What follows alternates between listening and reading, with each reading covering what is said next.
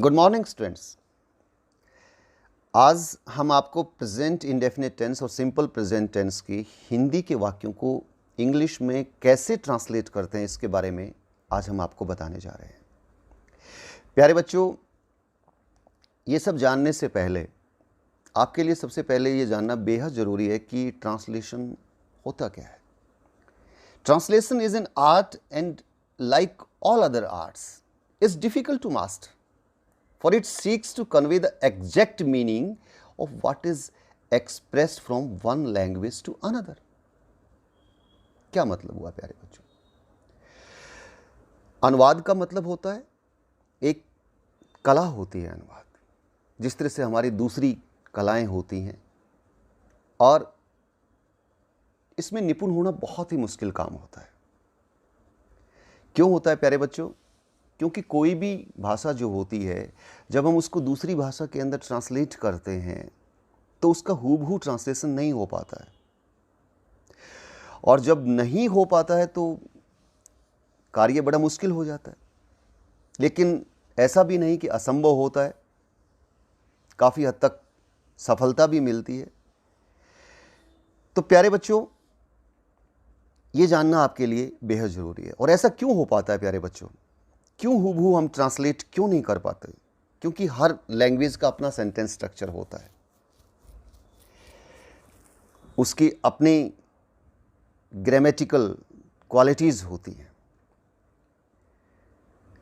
तो प्यारे बच्चों, हमारे हिंदी और इंग्लिश में ग्रामर की जो क्वालिटीज़ हैं वो काफ़ी हद तक एक समान हैं, मिलती जुलती हैं। तो इसीलिए हम इसमें काफ़ी हद तक सफल हो जाते हैं।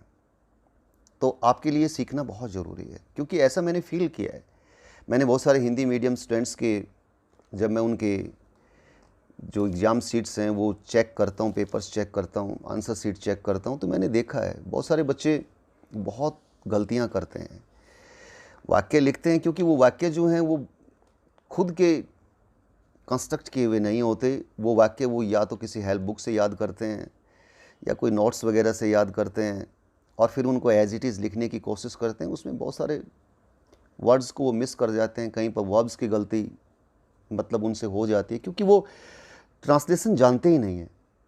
तो इसलिए ये टॉपिक बेहद ज़रूरी है उन बच्चों के लिए, और इसीलिए मैंने इसमें एक छोटा सा प्रयास किया है आप लोगों को ट्रांसलेशन के माध्यम से आपको टेंसेस के बारे में बताने का। तो प्यारे बच्चों, सबसे पहले तो आपको ट्रांसलेशन जानने से पहले आपको ये जानना बेहद ज़रूरी है कि जो हिंदी का जो स्ट्रक्चर होता है और जो इंग्लिश का बेसिक स्ट्रक्चर होता है, उन दोनों में क्या डिफरेंस होता है। अब प्यारे बच्चों देखिए, मैं एक सेंटेंस लिखता हूँ, ही राइट्स अ लेटर। अब प्यारे बच्चों, ये जो स्ट्रक्चर है ये बेसिक स्ट्रक्चर है हमारे इंग्लिश का, और इस बेसिक स्ट्रक्चर के अंदर सब्जेक्ट, वर्ब और ऑब्जेक्ट होता है। यानी पहले हम सब्जेक्ट लिखते हैं, उसके बाद फिर हम वर्ब लिखते हैं, और उसके बाद में हम ऑब्जेक्ट लिखते हैं। लेकिन जो हमारी हिंदी भाषा है, यहाँ पर जो सेंटेंस स्ट्रक्चर होता है प्यारे बच्चों, वो होता है सब्जेक्ट, ऑब्जेक्ट, वर्ब। बस ये आपको ध्यान रखना होगा। जैसे हिंदी में आप देख लीजिए, तुम सब्जेक्ट, पतंग ऑब्जेक्ट, उड़ाते हो वर्ब। तो ये आपको ध्यान रखना होगा। तो इस तरह की छोटी छोटी बातें जो है वो बीच बीच में मैं आपको बताता रहूँगा, ताकि आपको कोई प्रॉब्लम ना आए अनुवाद करते समय, ट्रांसलेट करते समय। तो यहाँ पर अब हम देखते हैं कि हमारे प्रेजेंट इंडेफिनिट टेंस और सिंपल प्रेजेंट टेंस की हिंदी में क्या पहचान होती है। ये पहले भी मैंने आपको बताया है, फिर भी एक बार फिर से रिपीट कर लेते हैं, रिवाइज कर लेते हैं। तो हिंदी में क्या पहचान है प्यारे बच्चों? हिंदी के जिन वाक्यों के अंत में ता हूँ, ती हूँ, ता है, ते हैं आदि शब्द आ जाएं, तो वे वाक्य सिंपल प्रेजेंट टेंस के वाक्य कहलाते हैं। जैसे तुम पतंग उड़ाते हो, ते हो, मैं प्रतिदिन सैर को जाता हूँ, ता हूँ, सीता प्रतिदिन भोजन पकाती है, हम गर्म चाय पीते हैं। देखते हैं।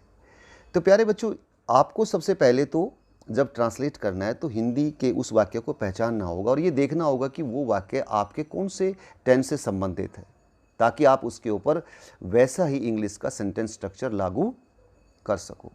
अब हम आपको इसके आगे बताएंगे सिंपल सेंटेंस जो अफर्मेटिव सेंटेंस होते हैं उनको कैसे ट्रांसलेट करते हैं, नेगेटिव सेंटेंस होते हैं उनको कैसे ट्रांसलेट करते हैं, आपके इंट्रोगेटिव सेंटेंसेस जो होते हैं उनको कैसे ट्रांसलेट करते हैं, इंट्रोगेटिव प्लस नेगेटिव सेंटेंसेस जो होते हैं उनको कैसे ट्रांसलेट करते हैं। तो वन बाय वन आइए अब हम इसको सीखते हैं। तो प्यारे बच्चों, सबसे पहले हम देखते हैं अफर्मेटिव सेंटेंसेस, जो सकारात्मक वाक्य होते हैं। तो प्यारे बच्चों, ये जो हिंदी के वाक्य दो मैंने आपके लिए यहाँ पर लिखे हैं।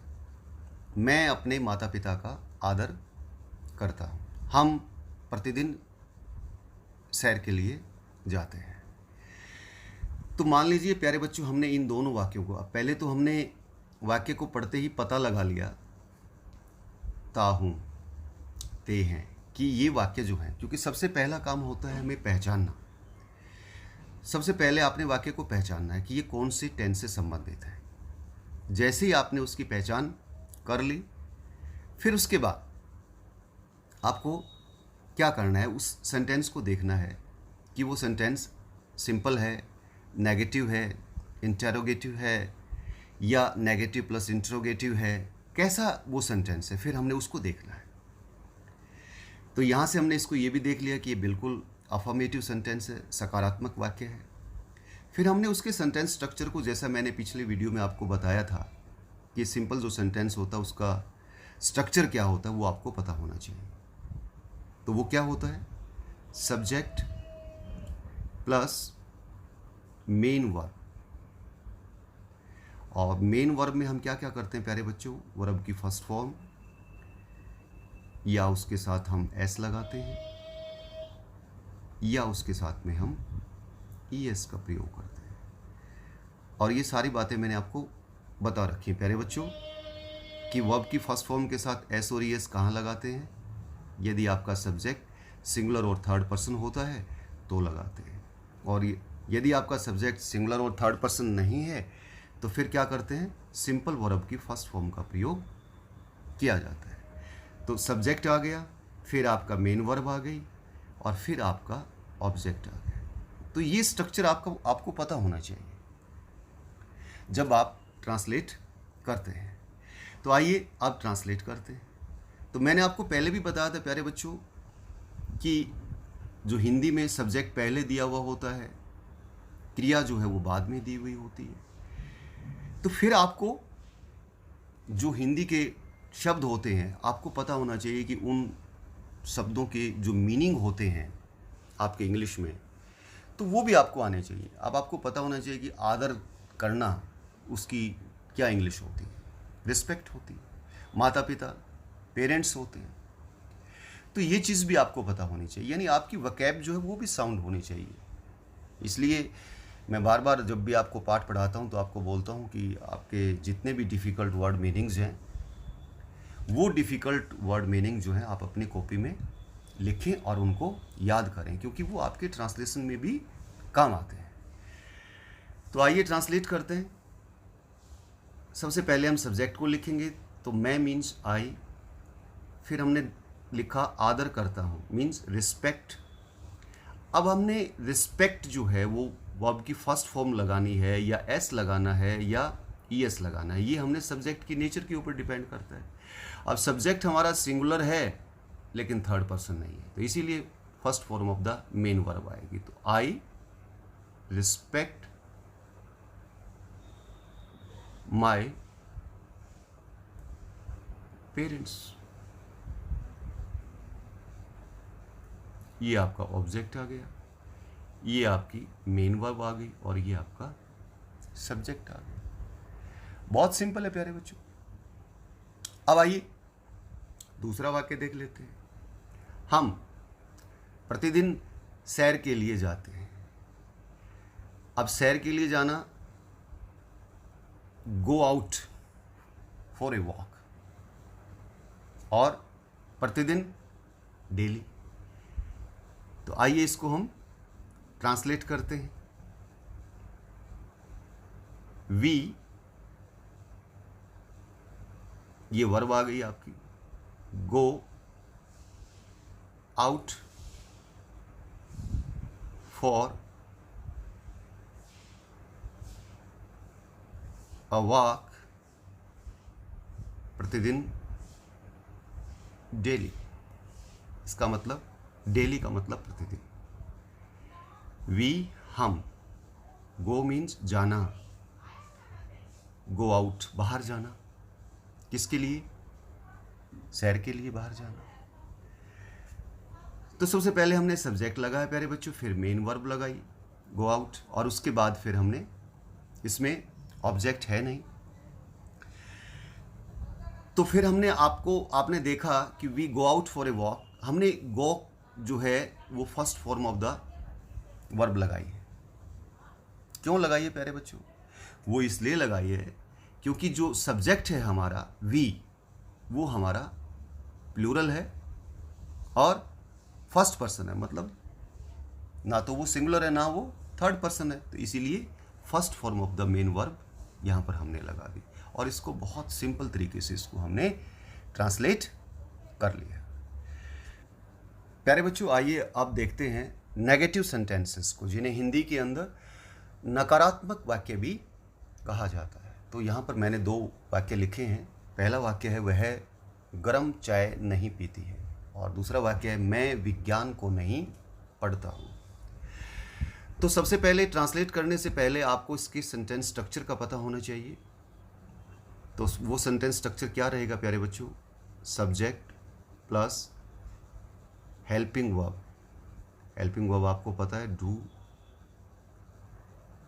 डज, और उसके बाद तीसरा स्थान नोट का होता है हमेशा, नॉट, प्लस मेन वर्ब, यहाँ पर फर्स्ट फॉर्म ही रहेगी, एस और एस नहीं लगाएंगे, प्लस ऑब्जेक्ट। तो देखिए प्यारे बच्चों, पहला वाक्य हम ट्रांसलेट करते हैं, वह शी। अब बताइए शी के साथ डू लगेगा या डस? सोचिए। अब शी जो है वो हमारा सिंगुलर भी है और थर्ड पर्सन भी है, और जब सब्जेक्ट सिंगुलर और थर्ड पर्सन होता है तो उसके साथ हम डज का प्रयोग करते हैं। तो शी डज, उसके बाद हम लगाएंगे नॉट। पीना, पीना प्यारे बच्चों आपके दिमाग में पीने से रिलेटेड एकदम बात आ जाती है, ड्रिंक। आप सोचते हो कि यहां पर ड्रिंक आना चाहिए, लेकिन मैं यहां पर शब्द यूज कर रहा हूं take. She does not take, क्योंकि चाय पीने के लिए टेक का इस्तेमाल किया जाता है। क्यों किया जाता है प्यारे बच्चों? दोनों में क्या डिफरेंस होता है ड्रिंक और टेक में? प्यारे बच्चों, जो चीज़ शिप शिप करके पी जाती है, धीरे धीरे जो गर्म होती है, धीरे धीरे मतलब पीते हैं हम लोग, एक बार में नहीं पीते। जैसे पानी हम एक बार में पी जाते हैं पूरा का पूरा, तो वो ड्रिंक होता है। और जो चीज़ धीरे धीरे करके पी जाती है, गर्म होती है, उसको धीरे धीरे करके पीते हैं, तो उसको हम, उसके लिए हम टेक वर्ब का ही यूज़ करते हैं।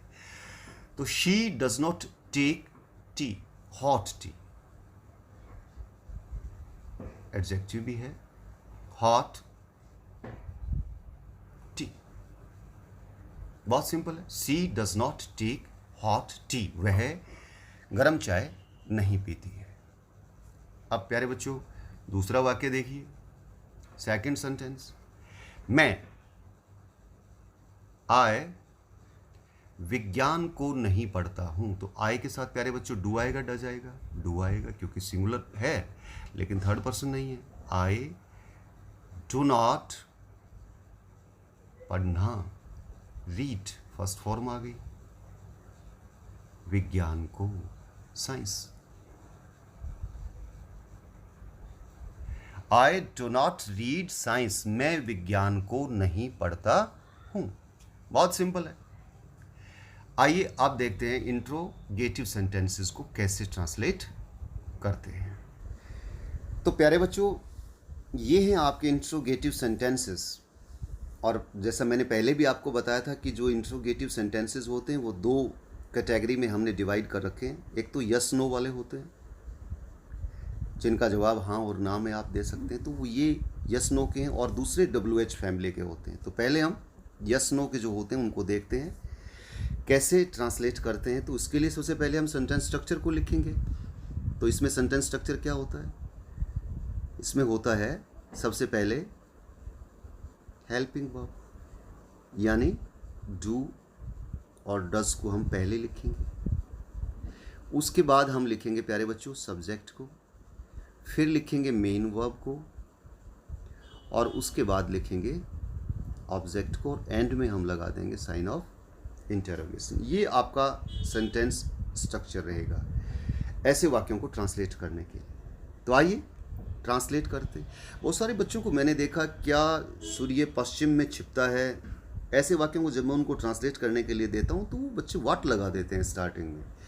प्यारे बच्चों, यस नो के जो जिनका जवाब आप उसको एक बार उसको अच्छे से रीड करके देख लिया करो। अगर उसका जवाब आप यस या नो में दे सकते हैं तो वहाँ पे वाट नहीं आएगा, वहाँ पे आपको वो इसका मतलब वो वाक्य आपका हेल्पिंग वर्ब से शुरू होगा। तो आइए सबसे पहले ट्रांसलेट करते हैं। तो क्या, अब हमने हेल्पिंग वर्ब लगानी है डू या डज। अब वो लगाएंगे हम सब्जेक्ट के हिसाब से, सूर्य के हिसाब से। अब सूर्य क्या होता है? थर्ड पर्सन है और सिंगुलर भी है, तो इसके साथ क्या लगना चाहिए? डज लगना चाहिए। डज द सन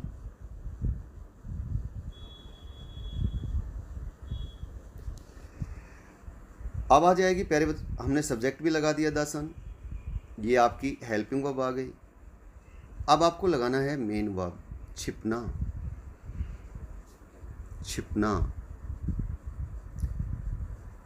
सेट मैंने क्या होता है? छिपना होता है। ये मेन वर्ब आ गई। और कहाँ छिपता है? इन द वेस्ट, पश्चिम में छिपता है। सूर्य जो है कहाँ छिपता है प्यारे बच्चों? पश्चिम में छिपता है। और लास्ट में साइन ऑफ इंटरोगेशन लगा दिया। अब आइए दूसरे वाक्य को ट्रांसलेट करते हैं ऐसे। क्या वह खेतों को पानी देता है? तो इसमें डू आएगा या डज आएगा? वह को देखते हमें पता लग जाता है कि हमारा डज आएगा। डज ही पानी देना, वाटर, डज ही वाटर, अब कहाँ? खेतों को, in the fields. Does he water in the fields, sign of interrogation आ गया। तो प्यारे बच्चों, बहुत ही आसान होता है जब हम इंट्रोगेटिव सेंटेंसेस को ट्रांसलेट करते हैं इंग्लिश भाषा के अंदर। तो प्यारे बच्चों, अब हम देखते हैं इंट्रोगेटिव सेंटेंसेस WH फैमिली के। WH फैमिली से आप भली भांति परिचित हैं, अपनी लोअर क्लासेस में आपने देखा होगा वो कौन कौन से शब्द होते हैं, वर्ड्स होते हैं। What, when, why, whose, whom, how, etc. तो ये वर्ड्स जो हैं इनसे आप फैमिलियर हैं, आप इनके बारे में जानते हैं। क्या, कब, क्यों, किसका, किसे, कैसे, इन सब के बारे में आप जानते हैं। तो ये शब्द जो हैं वो वाक्य के बीच में आपको मिलेंगे हिंदी में, तो यहाँ से आप पहचान सकते हैं कि ये वाक्य जो है वो WH फैमिली का वाक्य है आपका। तो इसको ट्रांसलेट करने से पहले सबसे पहले आपको सेंटेंस स्ट्रक्चर लिखना होगा, और वो क्या रहेगा? सबसे पहले WH ग्रुप को आपको लिखना है, then helping verb, do or does, then subject,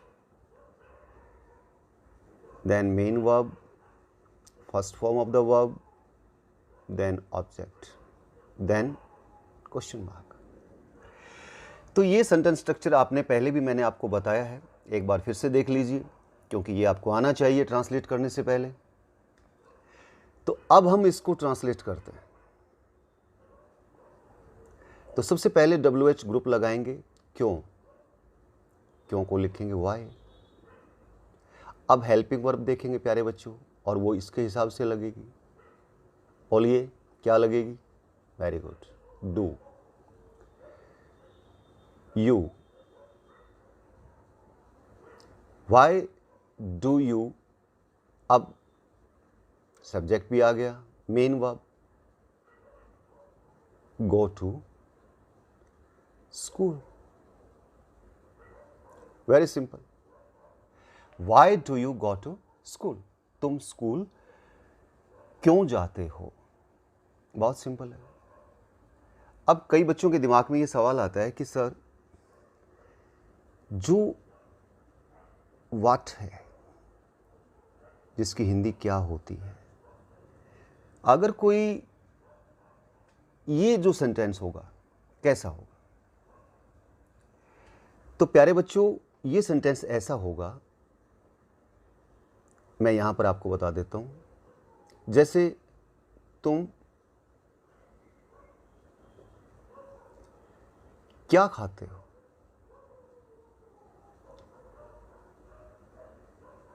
तुम क्या खाते हो? क्या वाक्य की शुरुआत में नहीं आएगा ये क्या, क्योंकि पहले मैंने आपको बताया यस नो के जो क्वेश्चंस होते हैं वहां पर वाक्य की शुरुआत में क्या आता है, लेकिन यहां पर ये वाक्य के बीच में आया. तो इसका मतलब यहां पर इसका मतलब व्हाट है. अब इसको अगर हम ट्रांसलेट करें तो व्हाट डू यू ईट. तो ये बनेगा. अब शायद ये बात आपको समझ में आ गई होगी बहुत अच्छे से और आप इस प्रकार की मिस्टेक ट्रांसलेशन के अंदर नहीं करेंगे कि कहां पर आपको व्हाट का प्रयोग करना है. अब प्यारे बच्चों सेकंड सेंटेंस को हम ट्रांसलेट करते हैं. ये भी बहुत ही इंपॉर्टेंट सेंटेंस है आपका. तुम्हें कौन जानता है? हु. अब क्या इसके बाद हम कोई हेल्पिंग वर्ब लगाएं? क्योंकि नियम तो यही कहता है. लेकिन प्यारे बच्चों हु के बाद में हेल्पिंग वर्ब नहीं लगेगी. Who itself act as a subject. So who knows. अब हु को हमने थर्ड पर्सन सिंगुलर मान लिया, सब्जेक्ट को. Who knows you. तो यहां पर हेल्पिंग वर्ब डू और डज का इस्तेमाल नहीं होगा. ये बात आपको ध्यान में रखनी. लेकिन यदि यही सेंटेंस आपका नेगेटिव होता, तुम्हें कौन नहीं जानता है, अगर ये होता और उसको ट्रांसलेट करना होता तो फिर कैसे करते? फिर आपको डू और डज का इस्तेमाल करना पड़ेगा. Who does not know you. फिर आपको सेंटेंस ऐसे बनाना होगा. तो नेगेटिव सेंटेंस में तो आपको इस्तेमाल करना है डू और डज का, लेकिन इंटरोगेटिव सेंटेंस के अंदर नेगेटिव प्लस इंटरोगेटिव है तो आपको हेल्पिंग वर्ब लगेगी. लेकिन अगर अकेला आपका इंटरोगेटिव सेंटेंस है और वो हु से रिलेटेड है तो वहाँ पर हेल्पिंग वर्ब डू और डज को आपने अवॉइड करना है, वहाँ पर वो नहीं लगेगी. ये बात आपको आनी चाहिए. तो अब हम देखते हैं प्यारे बच्चों इंट्रोगेटिव प्लस नेगेटिव सेंटेंसेस. और इसमें भी आपने देखा दो कैटेगरी हैं, यस और नो होते हैं और एक आपकी WH फैमिली होती है. तो पहले ही यस और नो के क्वेश्चन जो होते हैं उनको डिस्कस करते हैं. तो सबसे पहला जो आपका सेंटेंस है, क्या वह चाय नहीं पीता है, और दूसरा सेंटेंस है आपका, क्या मेरी घड़ी ठीक समय नहीं देती है. तो सबसे पहले हम क्या करेंगे, सेंटेंस स्ट्रक्चर लिखेंगे और क्या वह चाय नहीं पीता है, इसका सेंटेंस स्ट्रक्चर क्या रहेगा प्यारे बच्चों, ये मैंने पहले भी आपको बताया है। सबसे पहले हेल्पिंग वर्ब लिखेंगे, हेल्पिंग वर्ब डू या डज। उसके बाद आप सब्जेक्ट लिखेंगे, फिर आप नोट लिखेंगे, नोट का तीसरा स्थान होता है, थर्ड प्लेस पे लिखा जाता है।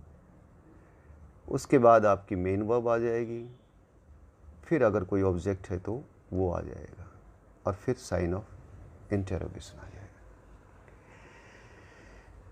ये सेंटेंस स्ट्रक्चर आपको पता होना चाहिए, बस फिर बिल्कुल इजी है।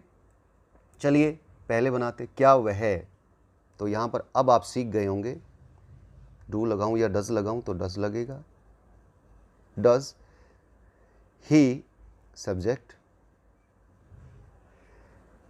नॉट पीना टेक, और ऑब्जेक्ट टी sign of interrogation, sign of interrogation आ गया एंड में। तो यहाँ पे अब हम सेकंड सेंटेंस को देखते हैं प्यारे बच्चों। अब आप इसमें परफेक्ट होते जा रहे हैं धीरे धीरे करके। तो सेकंड सेंटेंस में, क्या मेरी घड़ी ठीक समय नहीं देती है,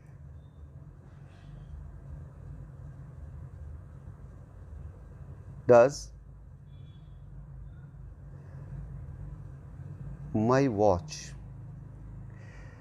बहुत सारे बच्चों को यहां कंफ्यूजन रहता है, वो सोचते हैं कि माई जो वर्ड है ये तो फर्स्ट पर्सन में आता है, और सर ने यहां पर डज लगा दिया। प्यारे बच्चों, सब्जेक्ट माई वॉच है। माई जो होता है वो पॉजेसिव प्रोनाउन होता है, और ये अकेला कभी भी सब्जेक्ट के रूप में इस्तेमाल नहीं होता, क्योंकि उसके बाद आपको नाउन मिलेगा, और नाउन ही से ही आपको पता लगाना होता है। तो ये इकट्ठा मिलकर के आपका सब्जेक्ट जो है वो सिंगुलर और थर्ड पर्सन बन जाता है। माई जो है वो आपका सब्जेक्ट नहीं है, माई वॉच आपका सब्जेक्ट है, और माई वॉच जो है वो आपका सिंगुलर भी है और थर्ड पर्सन भी है। Does my watch not keep correct time, question mark, does my watch not keep correct time। बहुत आसान है। आइए अब इसकी नेक्स्ट कैटेगरी को देखते हैं। तो प्यारे बच्चों, अब हम आ जाते हैं अंतिम टाइप के ऊपर, interrogative plus negative sentences WH family. तो आइए, यहाँ पर दो वाक्य मैंने आपके लिए लिखे हैं। वह क्यों नहीं सोता है, पक्षी वृक्षों पर घोंसला कब नहीं बनाते हैं। तो इनको ट्रांसलेट करने से पहले सबसे पहले हम क्या करते हैं, सेंटेंस स्ट्रक्चर लिखते हैं। तो आइए लिखते हैं। अब WH फैमिली के हैं तो WH ग्रुप आएगा सबसे पहले, और उसके बाद हेल्पिंग वर्ब डू और does according to the nature of the subject, और फिर आ जाएगी आपके सब्जेक्ट। अब चूंकि नेगेटिव भी है, नॉट, अब मेन वर्ब का प्लेस होता है, ये first form of the verb आएगी, डू और डज पहले आ चुका है, प्लस ऑब्जेक्ट अगर कोई दिया हुआ है तो क्वेश्चन मार्क। ये आपका सेंटेंस स्ट्रक्चर रहेगा। तो आइए सबसे पहले पहले सेंटेंस को हम ट्रांसलेट करते हैं। वह क्यों नहीं सोता है, क्यों, वाई, डू और डज में से ही के अकॉर्डिंगली, डज ये आपको पता लग चुका है अब, वाई डज ही सब्जेक्ट आ गया, उसके बाद नॉट, और फिर मेन वर्ब, यहाँ पर स्लीप है, सोना, फर्स्ट फॉर्म आएगी, question mark, why does he not sleep, वह क्यों नहीं सोता है। अब प्यारे बच्चों दूसरे सेंटेंस को ट्रांसलेट करते हैं। पक्षी वृक्षों पर घोंसला कब नहीं बनाते हैं, कब, व्हेन। अब पक्षी जो हैं वो बहुवचन है, do the birds, when do the birds not build, banana, nests, घोंसले, कहाँ पर, in the trees, question mark. When do the birds not build nests in the trees? पक्षी वृक्षों के ऊपर घोंसला कब नहीं बनाते हैं। तो बहुत सिंपल है प्यारे बच्चों।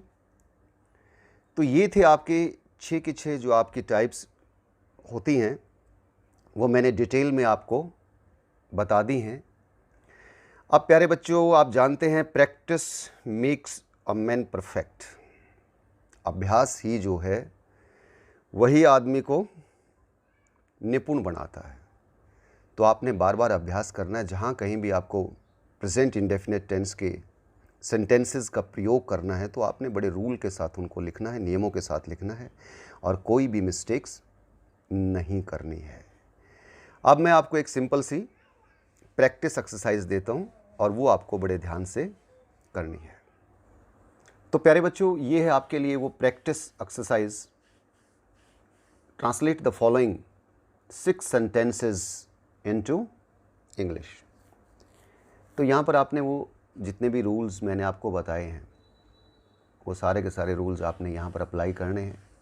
पूरी 6 टाइप्स की 6 सेंटेंसेस मैंने आपको दिए हैं। इसमें सिंपल भी हैं, नेगेटिव भी हैं, इंट्रोगेटिव भी हैं, नेगेटिव प्लस इंट्रोगेटिव वो टाइप भी इसके अंदर मौजूद है। तो बड़े ध्यान से आपको करनी है। और प्यारे बच्चों मैं तो अंत में आपसे यही कहूँगा, स्टे होम, स्टे हेल्दी। आप अपने आप को भी सुरक्षित रखें, अपने परिवार को भी रखें, बेवजह बाहर न घूमें। और प्यारे बच्चों डिस्ट्रिक्ट एडमिनिस्ट्रेशन ने जो हमें गाइडलाइंस दी हैं या हमारे माननीय प्रधानमंत्री जी ने जो हमसे प्रार्थना की है, हम उसको मानें और उसको निभाएं भी, ताकि हम भी सुरक्षित रहें, हमारा देश भी सुरक्षित रहे। Thank you very much. Have a nice day.